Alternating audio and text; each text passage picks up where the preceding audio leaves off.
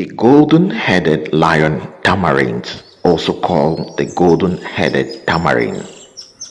These strange creatures resembles the lions of Africa.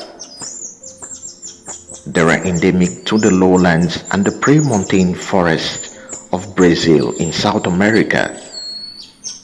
They usually move in groups made up of about 2 to 11 individuals.